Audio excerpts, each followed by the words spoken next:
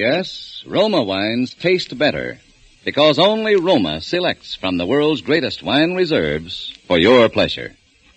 And now, Roma Wines, R-O-M-A. Roma Wines present Suspense. Tonight, Roma Wines bring you Miss Ava Gardner in Lady in Distress, a suspense play produced, edited, and directed for Roma Wines by William Spear. Suspense, radio's outstanding theater of thrills, is presented for your enjoyment by Roma Wines. That's R-O-M-A, Roma Wines. Those better tasting California wines enjoyed by more Americans than any other wine. For friendly entertaining, for delightful dining. Yes, right now a glassful would be very pleasant. As Roma Wines bring you Ava Gardner in a remarkable tale of Suspense.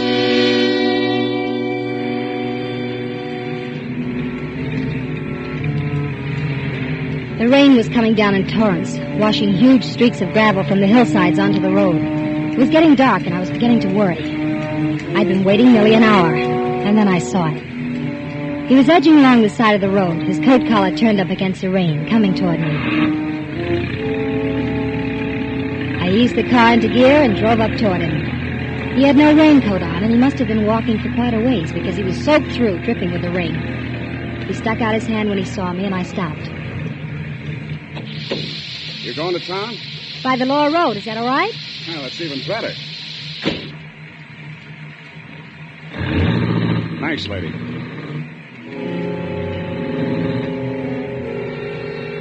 Out of the corner of my eye, I looked him over. He was fairly young, a little pale and nervous. There was no real fear there, and there was a lot of strength. The kind I liked. It's a miserable-looking world tonight, but it's great to be out in it. Maybe you're right. I know I'm right.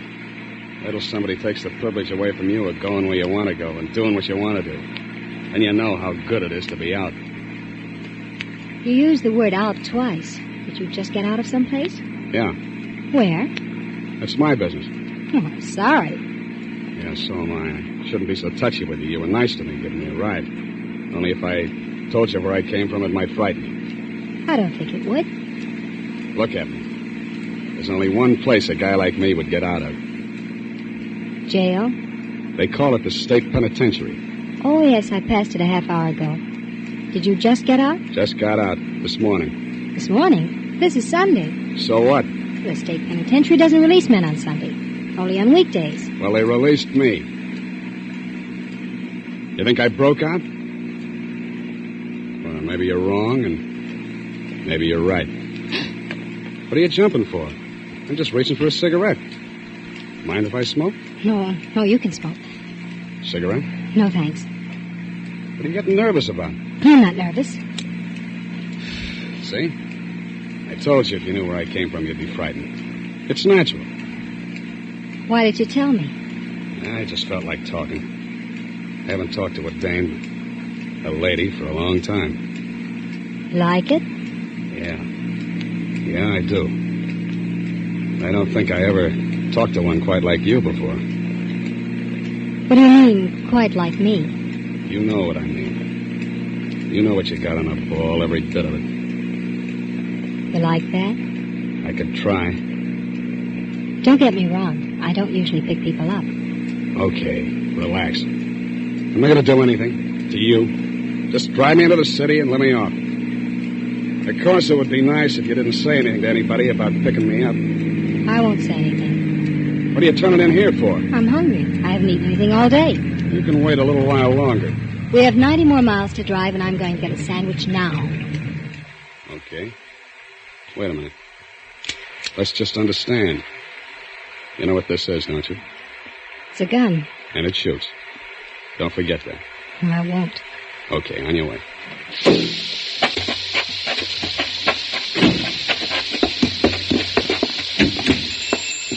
After you. Well, nice weather for ducks, huh, folks? Yeah. You, all alone in here, Mac? Yep, glad you dropped in. Suppose you're in a hurry to get home, though. Back to the kiddies and the mother-in-law, huh? Yeah. Now, what do you have? Coffee and a hamburger, please. Make it two. Coming up. Everything on those bergs? Sure. Well, what's a little onion among friends, huh? Excuse me a minute. Hey, where you going? If you're going over to use that telephone, lady, you might just as well not bother. It's out of order. I'm trying to get it fixed. Oh, I wasn't going to use the phone. I was going to get some cigarettes. You don't say. I knew he didn't believe me. He didn't say anything, but the way he looked at me, I could tell. We finished our hamburgers, and I paid for them, and then we went back to the car.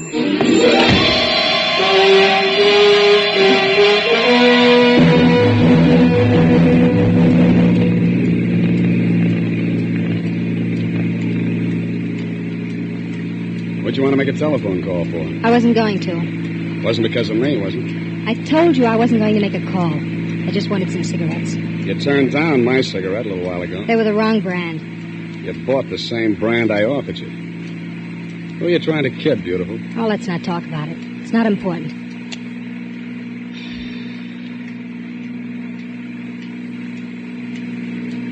What are you going to do now that you're out? I got a job to do. I got to take care of somebody. You mean your family? No, beautiful. Somebody I got to buy a coffin for. As a matter of fact, I'm not even going to buy the coffin. I'm just going to make it easier for somebody to get one. Sounds an awful lot like you mean you're going to kill somebody. It's as easy as that. I am. Why? I told you I just got out of prison, didn't I? Well, you don't want to get back in. It doesn't happen to make much difference. You see, there isn't much useful left in my life. I'm through. Revenge, huh? Yeah. With all these debts settled, a guy could die happy. That's a strange philosophy. Is it? What are you driving so fast for? I'm in a hurry. I have to get home. It's okay with me. The sooner I get this thing over, the better. Get what over? Hey, that's a cop. That's what you get for driving so fast. Why, I didn't realize it. Pull over. If they ask any questions, tell them I'm your brother. See, your brother. I will.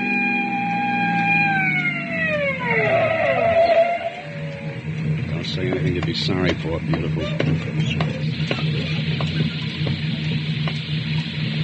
You're going pretty fast for these wet roads, lady. I'm sorry. I really didn't realize it. If you'd skidded into a telephone pole, you would have. Let me see your license. It must be here somewhere. That your husband? No, that's my brother. Oh, here's the license. Thanks. Oh. Where have I seen this name before? I don't know. Oh, sure. Your husband's in the department, isn't he? Well, yes, he is. Are you nervous about something? No, I'm just tired. Okay. But just take it easy from now on. Here's your license. I will. Thanks a lot.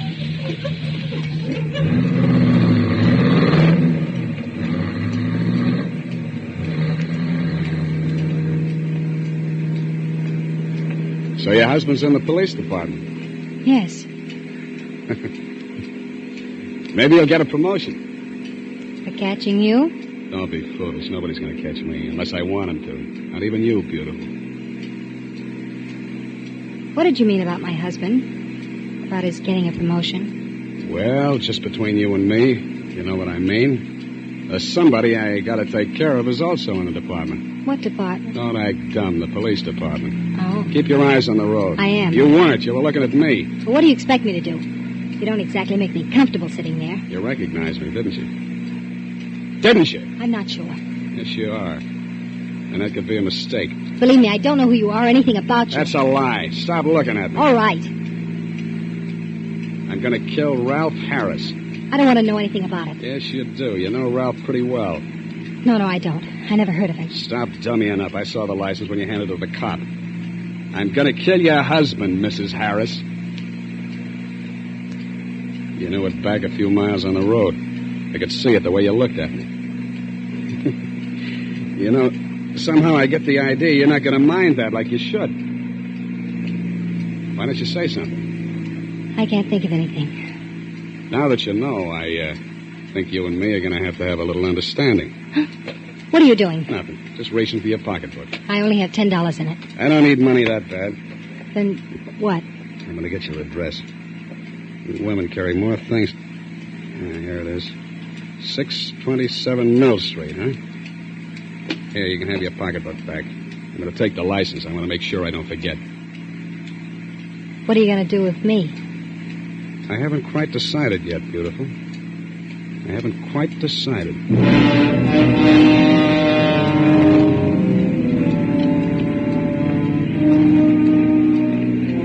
I glanced over at him again. I knew he meant it exactly. He hadn't quite decided. Things had gone far enough. From here on out, I had to make it convincing, or else.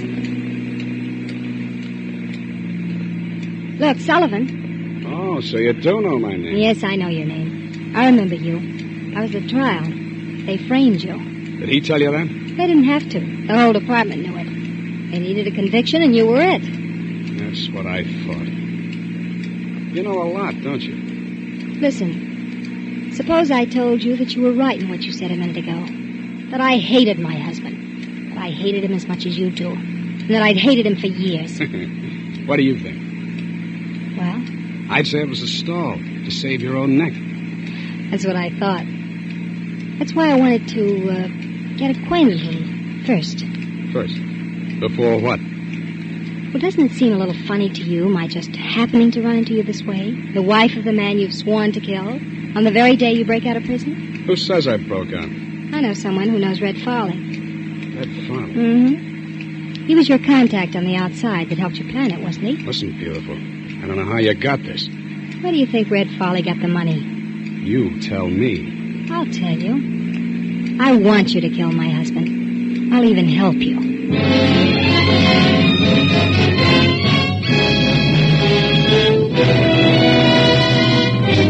For suspense, Roma Wines are bringing you Ava Gardner in Lady in Distress. Roma Wines' presentation tonight in radio's outstanding theater of thrills, Suspense.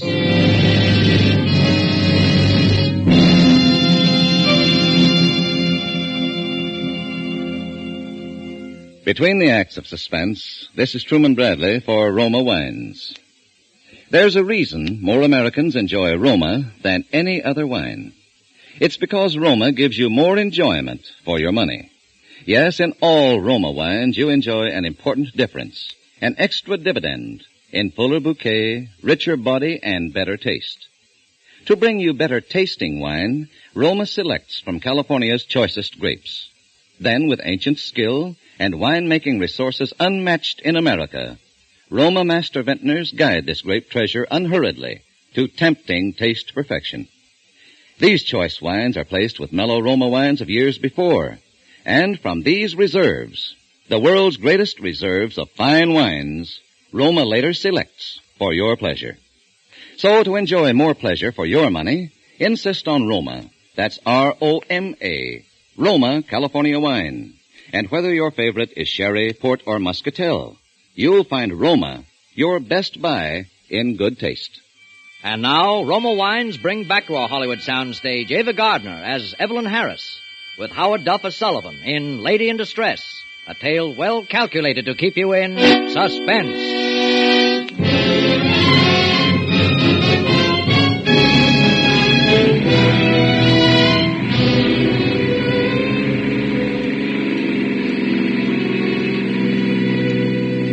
He was beginning to believe me now. When I told him that I knew who'd helped him make the prison break. When I told him that I'd put up the money for it. When I told him that the man he wanted to kill was the man I wanted to kill. When I told him that man was my own husband. We drove along for quite a while without saying anything. Then I pulled into a gas station.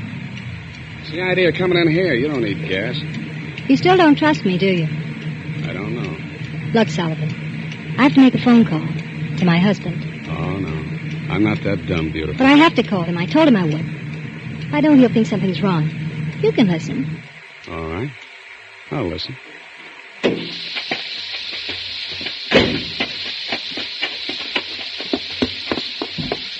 Where's your phone? Oh, it's just inside the door. Thanks. It's right in here, lady. Right on the wall. Right on the wall there, lady. Got your nickel? Look, I know how to use the phone. You don't have to act like you're Orson Welles.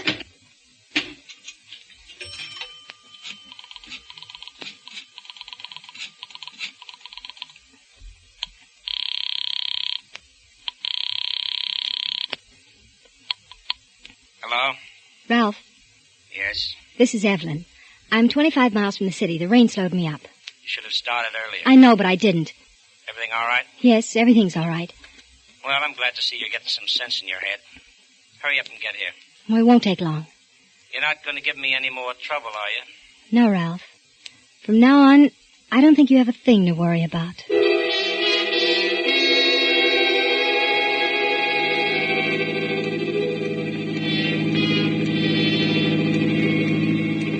We drove on into town then. I didn't say anything more, and neither did Sullivan. But I knew I had him. He was still playing cautious, but I knew I had him.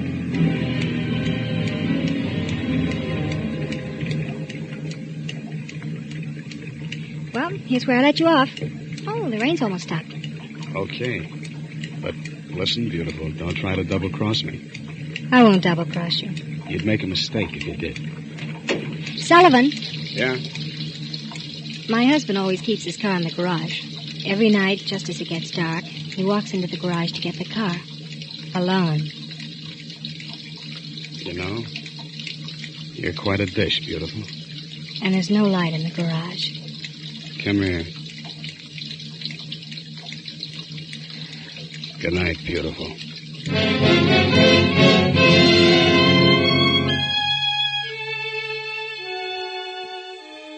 There's only a few more blocks to the house.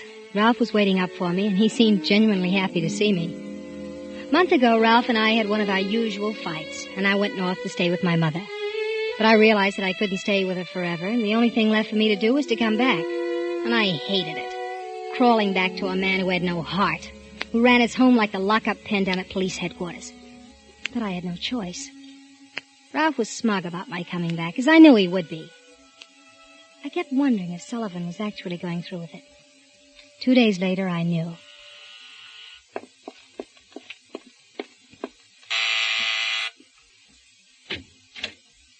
Good morning, Mrs. Harris. Get inside. Someone might see you. How did you know I was alone? I got friends.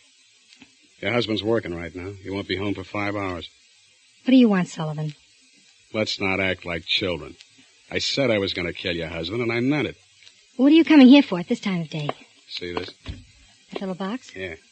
When you do the wrong thing with it, it blows up. Oh. All I do is put this under the hood of somebody's car, hook it up to the starter, and when somebody gets in his car to drive off somewhere, all he does is step on the starter. And he doesn't have to worry about driving a car ever again. Oh. Let's go out to the garage, beautiful.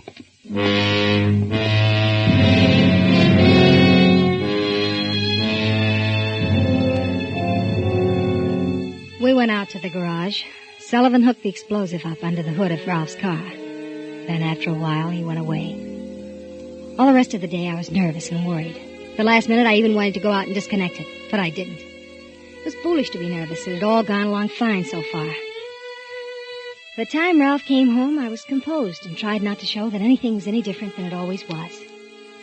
After dinner, Ralph was doing some paperwork on a housebreaking case. Oh, these reports are a nuisance. Anything I can do to help you? No. You know less about these reports than I do. Well, I just thought maybe there might be something. Well, there isn't, so stop bothering. All right, Ralph. Wait a minute. There is something you can do. What? Go out and get the car and bring it around to the front. No. What? What are you looking so surprised about? As soon as I finish the report, I want to run down to the station. Did it save time if you got the car out? I'd rather not. What's the matter with you? Well, I have trouble getting out of the driveway. It's too narrow. Ah, you've taken the car out 100 times. What are you talking about? Well, Ralph, I've got a cold coming on. I'd rather stay inside. Put a coat on. It isn't cold out anyway. I don't want to drive your car. Look, the least you could do is help me out once in a while when I asked you to. Heaven knows you never do anything for me anyway. Well, it won't save that much time. Get the car out before I get mad. All right, Ralph. If you want me to, I'll get the car.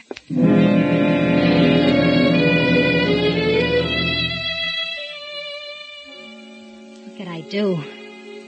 I went out and opened the garage doors and putted around for a few minutes and slammed the door a couple of times. And I went back in the house.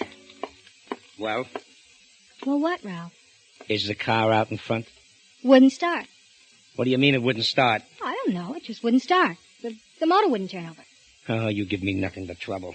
It isn't my fault. It's your car. All right, forget it. Why don't you go out and try it yourself? Because I won't, that's all. I've been having trouble with my battery. It's probably run down again. If it wouldn't start for you, it won't start for me. I'll look at it tomorrow sometime. I'll do what you want. Wait a minute. Excuse me. I have some reading to do. Well, wait a minute. What do you want? Call up headquarters and have them send a cruiser around for me.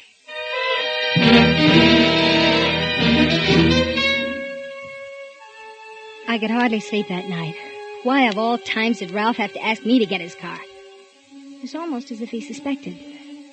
I knew he'd have to get the car sometime, but I was afraid he might check over the car and find out what was wrong with it and discover the mechanism. Or he might send a mechanic out from a garage to look at it, and an innocent person would be killed. And I was afraid of Sullivan by this time, terribly afraid.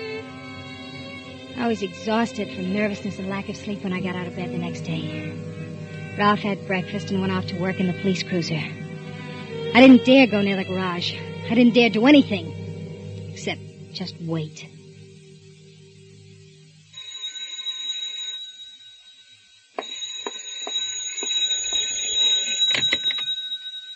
Mrs. Harris? Yes? Sullivan speaking. Oh, hello. I've been reading all the papers, and I haven't seen anything about your husband yet. Yes, I know. What happened? Well, last night, he didn't take the car out. Why not? I don't know why not. He just didn't, that's all. Mrs. Harris, you wouldn't try to stall me, would you? No, I swear that's what happened. He left the house in a police cruiser. He didn't take his car. You know what I think? No, what? I think I'm going to take a run out there and check up myself.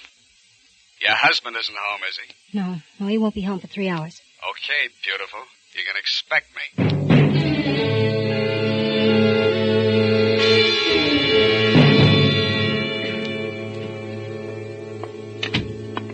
Well, you could at least... Oh, Ralph. Well, who did you expect? Winston Churchill? Well, it isn't time for you to be home. Who said there was a certain time for me to be home? Well, you don't usually get home this early. Well, there wasn't much doing today. I have a few hours coming to me, but... What's the matter with you? Nothing. Why? You're nervous about something. Don't tell me you have a boyfriend hiding in the closet. You may look if you want to. I wouldn't bother. All right, come on. Come on out with it. What's on your mind? What do you keep looking out the window for? Oh, stop examining me like a criminal. I just didn't sleep well last night. I'm tired. You don't do anything to get tired. Where you going? When you came in, I was just on my way to the market. Do you mind? I have to get my coat. Do you want me to explain any more? Say, Evelyn, What's wrong, Ralph? I just thought I saw somebody go into our garage. Come here. Look, garage door's half open. Oh, yes, I forgot to tell you. I called the garage and had them send a man to look at the battery. He'll take care of everything. Yeah? Well, I'm going out and take a look myself. You don't have to. He knows his job. Sometimes I don't think you have any brains at all. I'll be right back.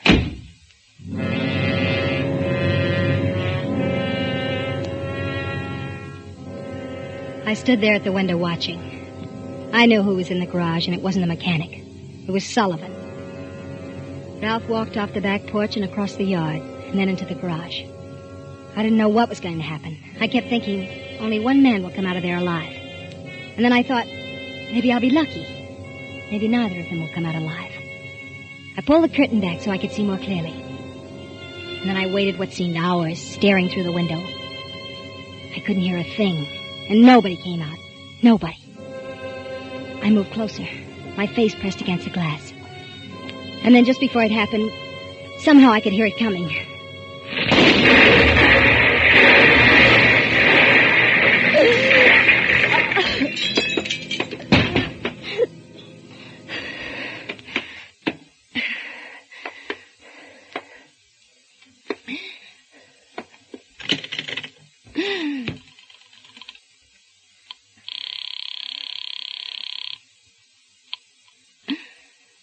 Operator.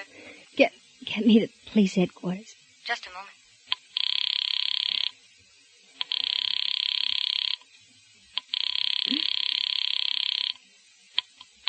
Police headquarters, Sergeant Thompson speaking. This is Mrs. Ralph Harris. There's been an accident, an explosion. We'll be right out, Mrs. Harris. Are you all right? The window broke. A big piece of glass. My throat.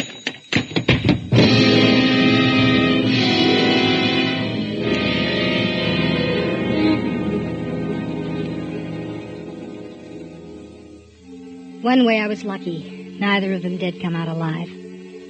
But in another way, I wasn't so lucky. I'm going to die.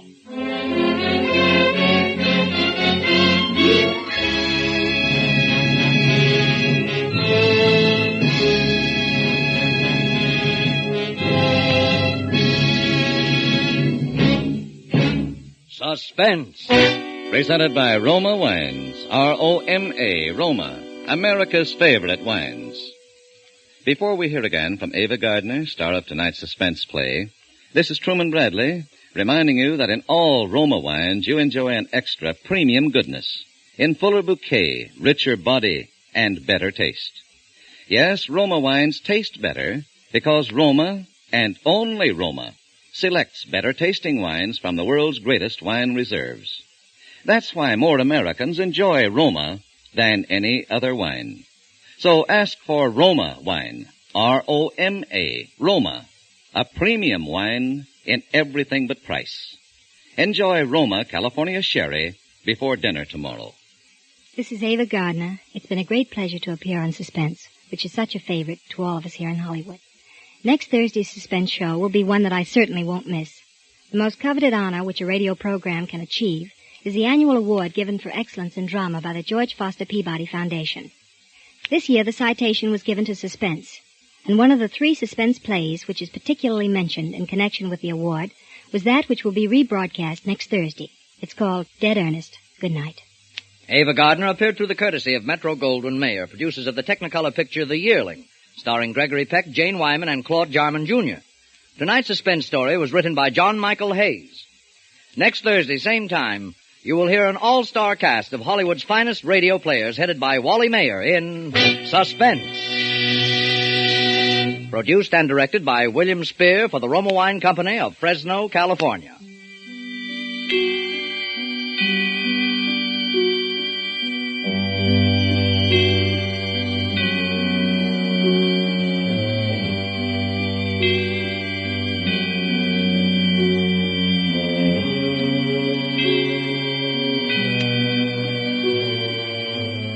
In the coming week, Suspense will present such stars as Robert Mitchum, Virginia Bruce, Angela Lansbury, and others. Make it a point to listen each Thursday to Suspense, radio's outstanding theater of thrills.